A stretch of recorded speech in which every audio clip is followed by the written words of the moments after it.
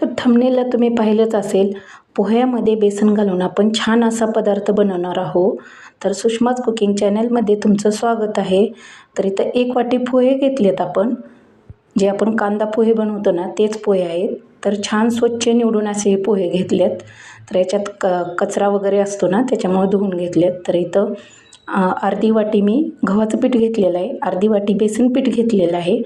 इथं 1 मोठा चमचा तीळ घेतलेत पांढरे आणि इथं कसुरी मेथी घेतली 1 चमचा. इथं खूप सारी कोथिंबीर घेतली कट करून. तर आता आपल्याला याच्यासाठी छोटंसं वाटण करायचं आहे. तर इथं 7-8 हिरव्या मिरच्या घेतल्या, त्या तिखटवाल्या आहेत. आलं घेतले मी अर्धा इंच, लसूण पाकळ्या घेतल्या 10 ते 15 आणि 1 छोटा चमचा जिरं घेतले. तर याचं छान असं मिक्सरला वाटण करून घ्यायचं आहे. तोपर्यंत आपल्याला एका बाऊलमध्ये पोहे आहेत ना, पोहे छान असे स्वच्छ 2 ते 3 पाण्याने धुवून घ्यायचे आहेत आणि भिजत ठेवायचे आहेत. तर इथं निवडून घेतलेले पोहे आहेत, त्याच्यामुळे मी डायरेक्ट ओतून घेतलेले आहेत मोठ्या बाऊलमध्ये. तर इथं 2 ते 3 पाण्याने स्वच्छ धुवून घ्यायचे. तर इथं धुवून घेतलेत बघा मी पोहे आणि थोडंसं पोह्यामध्ये पाणी ठेवायचं, कारण याचा आपल्याला नंतर पोहे चुरून गोळा बनवायचा आहे. त्याच्यामुळे थोडंसं जास्तीचं पाणी पोह्यामध्ये ठेवा आणि हे पोहे 5 ते 10 मिनटासाठी झाकून ठेवा. त्याच्यामुळे काय होईल, पोहे आपले छान असे भिजतील. तर इथं मी पोहे झाकून ठेवलेत. तर 5 ते 10 मिनटांनी हे आपल्याला पोहे उघडून बघायचे आहेत. तर बघू शकता छान असे आपले पोहे भिजलेत आणि याचा छान असं बघा गोळा होईल. या पद्धतीचे पोहे भिजवून घ्यायचे आहेत. तर इथं आपल्याला पोहे छान असे आपले चुरून घ्यायचे आहेत. तर पहिलं बघू शकता मी पोहे छान असे कुस्करून घेतलेत बघा, छान स्मॅश करून घेतलेत हातानेच. तर याच्यात आपल्याला गव्हाचं पीठ घालायचं आहे. तर इथं अर्धी ते पाऊण वाटी मी गव्हाचं पीठ घेतलेलं आहे.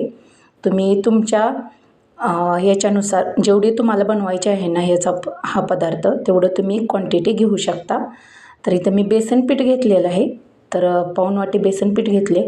याच्यात मोठ्या आकाराचा कांदा बारीक असा कट करून घेतलेला आहे. तर या पदार्थाला तुम्ही कांदा टाकला ना, तर हा पदार्थ खूप छान असा बनतो. तर याच्यात आपण जे वाटण करून घेतलं होतं ना, ते वाटण टाकलेलं आहे. तर हे छान असं मिक्स करून घ्यायचं आहे बघा. तर हा पदार्थ आहे ना, तर मुलांच्या टिफिनसाठी सुद्धा अगदी उत्तम पदार्थ आहे. तर नक्की रेसिपी पूर्ण पहा. आणि याच्यात आता 1 चमचा कसुरी मेथी टाकलेली आहे बघा. तुमच्या आवडीनुसार तुम्ही कमी जास्त करू शकता. तर याच्यात छोटा चमचा हळद टाकून घ्यायचे. तर ही रेसिपी खूप सोप्या पद्धतीने बनवलेली आहे, त्याच्यामुळं पूर्ण पहा. याच्यात 1 चमचा मीठ टाकलेलं आहे आणि खूप सारी कोथिंबीर टाकायची. कोथिंबीर टाकली ना की कोणत्याही पदार्थाला चव दुप्पट येते, त्याच्यामुळं कोथिंबीर टाकायची आणि हे छान असं मिक्स करून घ्यायचं आहे. तर पाणी न टाकता आपल्याला हे हाताने अगोदर मिक्स करून घ्यायचे. तर असं या पद्धतीचं मिक्स करून घेतले. तर याच्यात आता थोडं थोडं पाणी टाकायचं. 2 ते 3 चमचे पाणी टाकून मी असं मिश्रण करून घेतले बघायचा. छान असा घट्टसर गोळा बनवून घेतलेला आहे.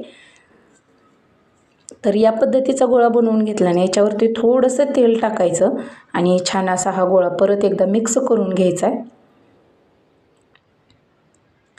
तर इथं बघा मी एक गोळा घेऊन ना असं छान असं ह्याचं आपल्याला पोह्याचं असं थालीपीठ बनवायचं आहे.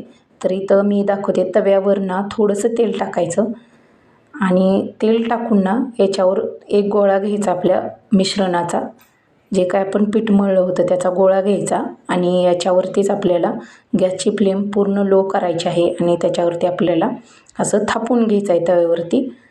तर या पद्धतीनेही करू शकता आणि तुमच्याकडं कॉटनचा रुमाल असेल ना, तर रुमालवरती जरी थापलं आणि जरी तुम्ही तव्यावरती टाकलं ना तरी चालतं. तर असे छान असे खमंग असे हे पोह्याचे थालीपीठ बनवता येतात.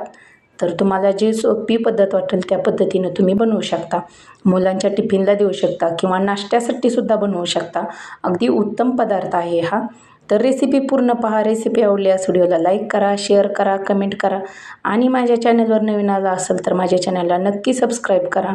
अशा छान छान रेसिपी बघण्यासाठी नक्की सबस्क्राईब करा. तर इथं बघा मी एक छान असा छोटासा गोळा घेतला आहे. छोट्याशा गोळ्याचं तुम्हाला असं छान असं पद्धतीनं मी बनवून दाखवते.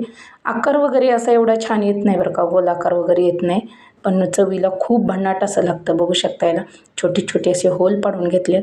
त्याच्यावरती थोडेसे तीळ असे भुरभरून घेतलेत बघा आणि तेल सोडायचं. थोडंसं तेल नसेल ना तुमच्याकडं तरी तूप वगैरे टाकलं तरी चालेल आणि थोडं 5 ते 10 मिनटासाठी झाकण ठेवून घ्यायचं. तर बघू शकता हे असं झाकण काढलं की छान असं ते शिजतं बघा वरनंही आपलं थालीपीठ. तर आता हे पलटवून घेऊ द्या. तर चवीला खूप भन्नाट असं लागतं. ते सारखं सारखं कांदा पोहे खाण्यापेक्षा असं तुम्ही थालीपीठ बनवून द्या मुलांना. मुलांना नक्की आवडेल. आठवड्यातनं 3 ते 4 वेळा नक्की बनवाल ही रेसिपी. तर छान असं खरपूस भाजून घ्यायचं आहे आपल्याला कमी गॅसवरती. तर आता पलटी करून घेऊया. बघू शकता छान असं चवीला खूप भन्नाट असं लागतं. हे थालीपीठ ना तुम्ही गरम गरम जर खाल्लं ना तर चवीला खूप छान लागतं. तर नेहमी याच पद्धतीनं बनवाल तुम्ही. इतकी सोपी रेसिपी आहे. तर बघू शकता खूप छान असं भाजलेलं आहे हे आपलं थालीपीठ. आणि आणखीन एक पद्धत सांगते की इथं तुम्ही अशी एक कॅरी बॅग घ्यायची बघा. आपले दुकानातली असते ना किराणा दुकानातली, ती कॅरी बॅग स्वच्छ धुवून घ्यायची. त्याला थोडंसं पाणी किंवा तेल लावायचं.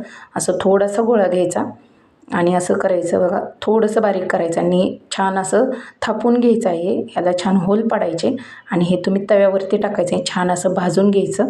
तर या पद्धतीनं सुद्धा करू शकता किंवा कॉटनच्या रुमालवरती केलं तरी चालेल. चवीला भन्नाटच असं लागतं हे थालीपीठ. तर नक्की ट्राय करून बघा.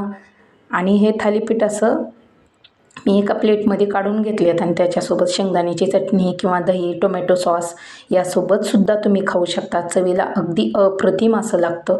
तर अगदी मऊ लुसलुशीत असे हे पोह्याचे थालीपीठ होतात. नक्की ट्राय करा आणि रेसिपी आवडल्यास व्हिडिओला लाईक करा. तर असेच थालीपीठ तुम्ही मुलांच्या टिफिनला द्या. मुलांना नक्की आवडतील. आणि रेसिपी ट्राय करून पहा आणि मला कमेंटमध्ये सांगा ही रेसिपी कशी वाटली ते. धन्यवाद. भेटूया पुढच्या व्हिडिओ.